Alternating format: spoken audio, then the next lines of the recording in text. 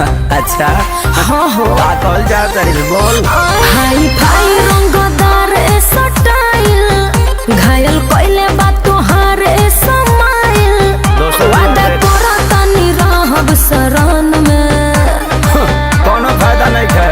एगो लड़की बसल दिया मन में जवन संगे पढ़ेले ट्यूशन में हमर भाई होई गोली ओकर कोन में जवन संगे पढ़ेले ट्यूशन में। समझ में आइल? पागल भइल बड़ा का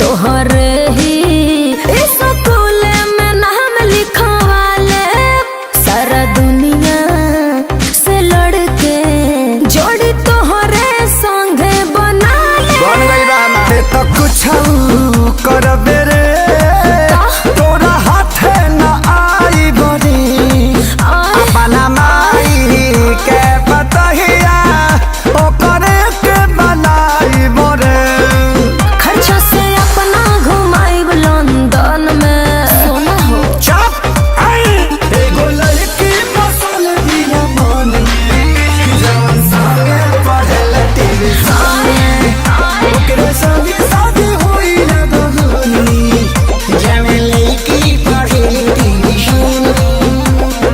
आई हो दादा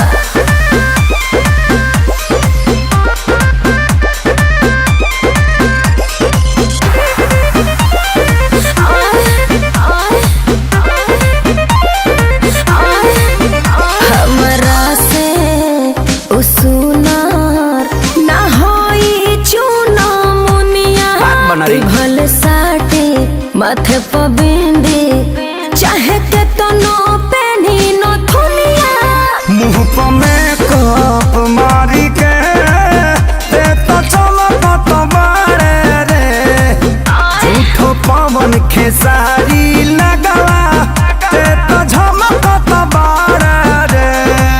आ फांसी डाल बोढ़नी से गरदन में फसाइबे का एगो लड़की बसल दिया मन में जवन संगे पढ़ेले ट्यूशन हम कहाँ जाए हमर भाई होई गोली ओकर कोन में जवन संगे पढ़ेले ट्यूशन में। बुझले